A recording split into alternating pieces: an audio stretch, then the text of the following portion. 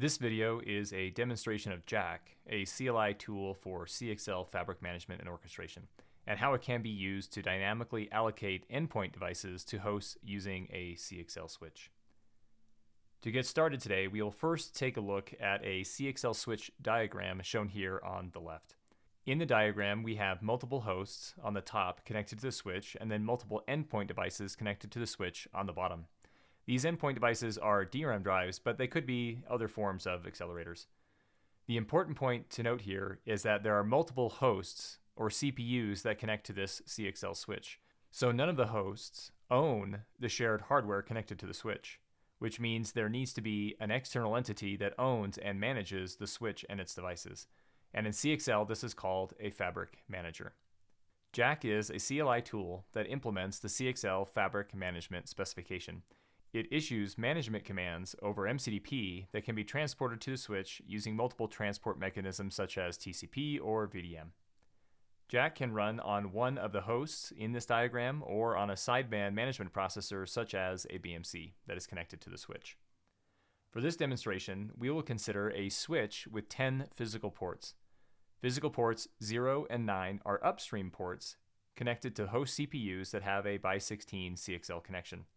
Physical ports 1 through 8 are configured as downstream ports with 8 lanes of CXL that are connected to Type 3 MLD memory devices. So all in total, there are 96 lanes, 32 upstream, and 64 downstream lanes. If there are 2 upstream ports, there needs to be 2 virtual CXL switches or VCSs. Each VCS is conceptually a list of virtual ports that can be dynamically connected to the physical ports on the CXL switch. Each VCS here is shown to have 8 virtual ports. One of the virtual ports on each VCS is configured as the upstream port that is connected to a physical port that is connected to an upstream device such as a CPU. The other 7 virtual ports on the VCS can then be connected to as downstream ports.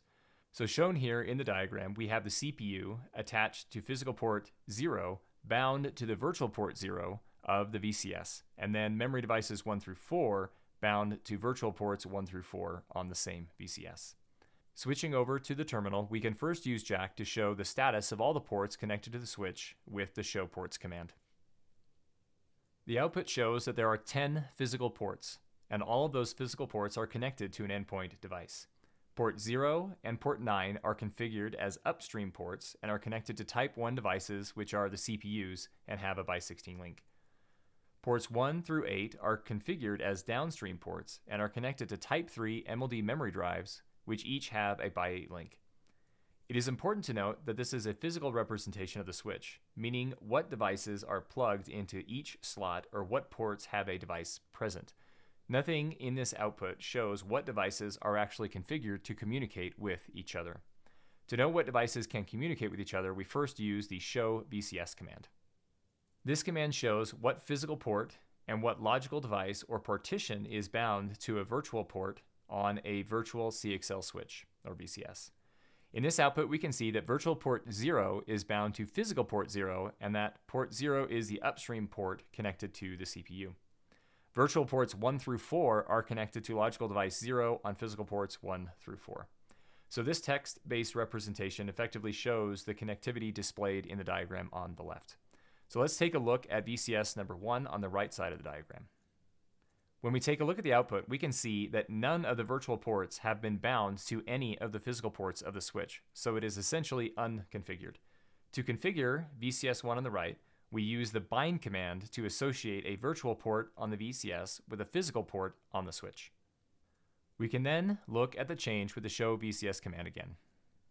In this bind command, the unbound CPU attached to port 9 was bound to virtual port 0 of VCS number 1 on the right as the upstream port. We can also unbind a device from a virtual port on a VCS and rebind it to the virtual port of another VCS. And after running those commands, we can show the state of both virtual switches with the show VCS command. In these commands, the memory device attached to physical port 4 was unbound from VCS 0 and then bound to virtual port 1 of VCS number 1 on the right. As we can see, the device 4 is no longer bound in VCS 0 and is therefore not accessible by the CPU in host number 1.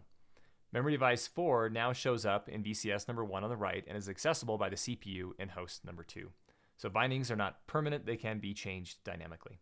Now that we have moved device 4 over, we can connect the remainder of the memory devices to VCS number 1 on the right. And now with all of those bound, we can show the output with the show VCS command.